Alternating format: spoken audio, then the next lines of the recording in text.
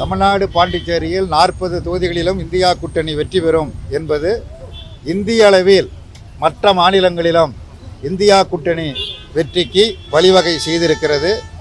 ஆகவே இந்த தேர்தல் முடிவு ஜூன் மாதம் 4ஆம் தேதி வாக்கு எண்ணிக்கை முடிந்த பிறகு இந்தியாவில் ஒரு மாற்றாட்சி, ஒரு புதிய ஆட்சி, இந்தியா கூட்டணி ஆட்சி அமைக்கும். பாஜக கூட்டணி என்பது 3ஆம் முறையாக ஆட்சி அமைப்பது என்பது முற்றிலுமாக சாத்தியமல்ல என்பது நிரூபிக்கப்பட்டு இருக்கிறது. ஆகவே இந்த தேர்தலில் இந்தியா கூட்டணிக்கு வாக்களித்த தமிழக வாக்காளர் பெருமக்கள் அனைவருக்கும், வெற்றிக்கு உழைத்த தோழமை கட்சி தலைவர்களுக்கும், குறிப்பாக மாண்புமிகு முதலமைச்சர் அவர்களுக்கும், அதேபோல் இளைஞரணியினுடைய செயலாளர் உதயநிதி அவர்களுக்கும் மற்றும் தோழமை கட்சி தலைவர்களுக்கும், தேர்தலில் இரவு பகல் பாராமல் பணியாற்றிய கூட்டணி கட்சிகளைச் சேர்ந்த தொண்டர்கள் அனைவருக்கும் இந்திய கம்யூனிஸ்ட் கட்சியின் சார்பில் நன்றியை தெரிவித்துக் கொள்கிறேன்.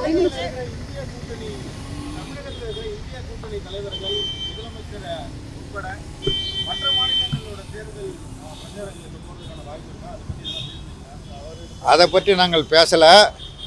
போவதற்கு வாய்ப்புகள் இருக்கலாம், அது வேறு விஷயம். இப்பொழுது நாங்கள் சந்தித்தது கடந்த மார்ச் 22ஆம் தேதி திருச்சி பெரம்பலூர் தொகுதி வேட்பாளர்களை அறிமுகப்படுத்தி திருச்சியிலே சங்கநாதம் முழங்கி ஏப்ரல் 17 வரை இடைவிடாமல் பிரச்சாரம் செய்த முதலமைச்சருக்கு நன்றி தெரிவிப்பதற்காக சென்று சந்தித்தோம். நன்றி தெரிவித்து வந்திருக்கிறோம். பிரச்சாரம் செய்யும் போது பார்த்தோம்னா இந்துக்களுடைய சொத்துக்களை வாங்கி முஸ்லிம்களுக்கு கொடுப்பாங்க காங்கிரஸ் அப்படிங்கிற மாதிரி ஒரு வெறுப்பு தோல்வியில பிரச்சாரம் பண்ணிட்டாங்க. இதை எப்படி பார்க்குறீங்க? பிரதமர் நரேந்திர மோடியும் சரி, பாரதிய ஜனதா கட்சியினும் சரி, தங்களுடைய 10 ஆண்டு கால சாதனைகளை சொல்லி வாக்கு கேட்பதற்கு வக்கற்ற நிலையில் மத ரீதியாக பிரச்சனைகளை கிளப்பி வாக்குகளை பெறலாம் என்கிற குறுக்கு வழியை தேடிக்கொண்டு இருக்கிறார்கள்.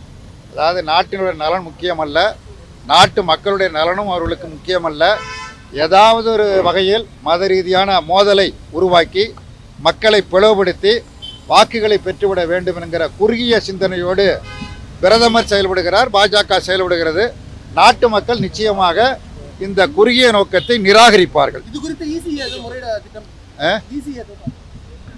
இது குறித்து முறையீடுங்கிறது ஒரு பக்கம், மக்கள் இருக்காங்க, அவர்களை காட்டிலும் மக்கள் இதை பற்றியெல்லாம் பரிசீலிப்பாங்க.